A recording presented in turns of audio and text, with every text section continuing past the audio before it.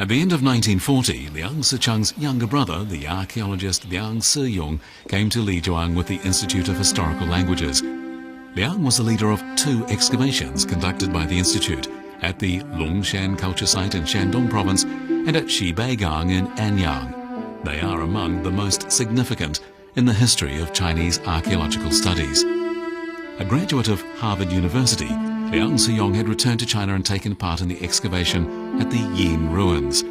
He went on to establish a systematic approach to field archaeology in China.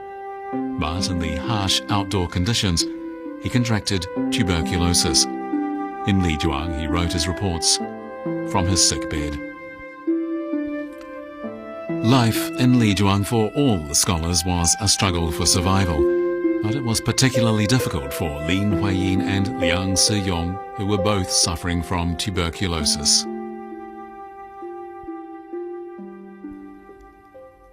On April the 18th, 1943, Fu Xinian wrote to Zhu Jiahua, the acting president of the Central Research Academy, to appeal for financial assistance on behalf of Liang Sicheng and his brother Liang Siyong.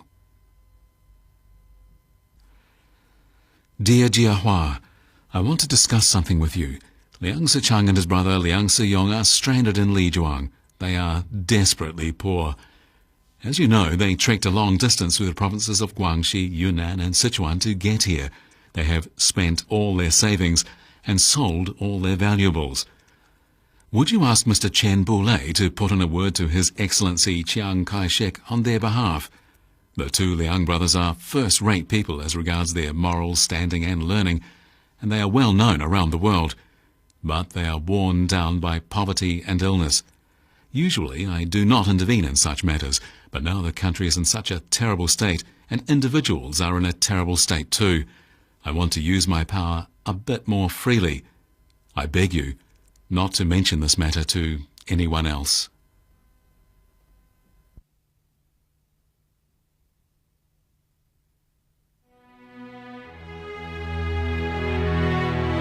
Four months later, Fu Xinian received a reply from Wang Wenhao, Vice Chairman of the Commission of Economy and Resources. It read, "The Chairman of the Committee has allocated $200,000 as a gift to Liang Sicheng and his brother Liang Siyong to cover the cost of their medicine and subsidize their academic studies. He asks you to pass the money on to them." When she learned how the money had been obtained, however, Lin Huiyin expressed mixed emotions.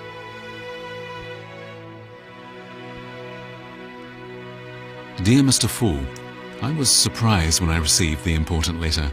I cannot tell you in words how ashamed and puzzled I felt after I read it. At present, many learned people are stranded in side streets or drifting around. Such a situation is the result of the war, yet only Sicheng and his brother have the honor to receive assistance from you. I feel ashamed because we have not made any contribution to the war of resistance, but have become a burden on friends and society. I have lived for 3 decades in vain and have been unable to match my commitment. My children had at last grown up.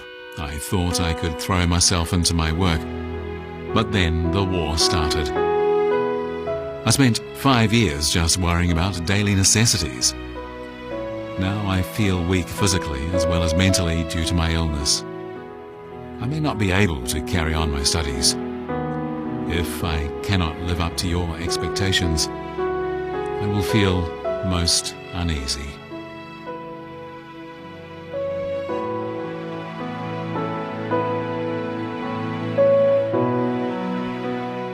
In 1942, Fu Xinian conveyed the funds to the Liang brothers in Lijuang.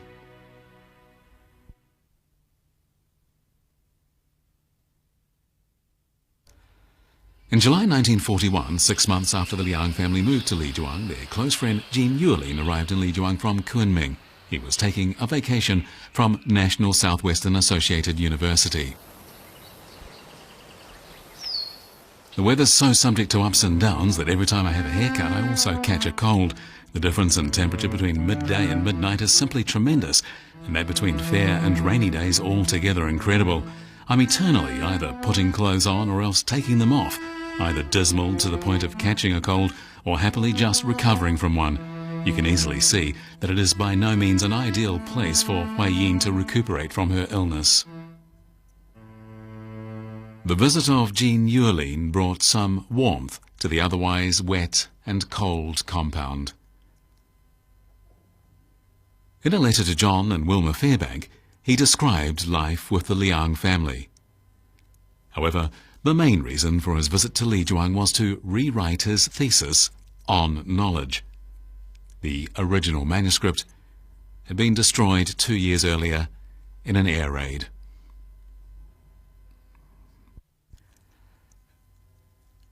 She seems to be very much the same as she was about a year or so ago, still vivacious, still talkative, still given to the muses, still worried over human nature, and still consumed with humanity.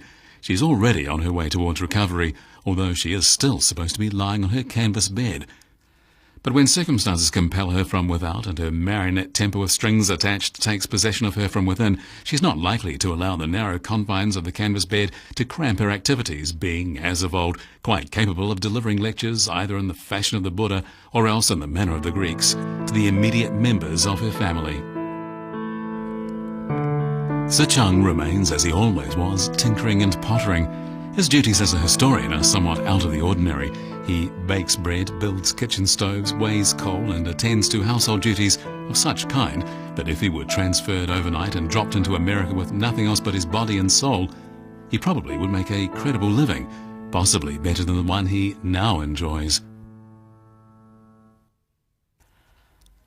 Our life is such that it is difficult to describe to you, and difficult for you to imagine. Under vegetable oil lamps, making children's cotton-soled shoes, cooking and buying cheap, coarse food. We live like our parents did when they were in their teens, but doing modern work.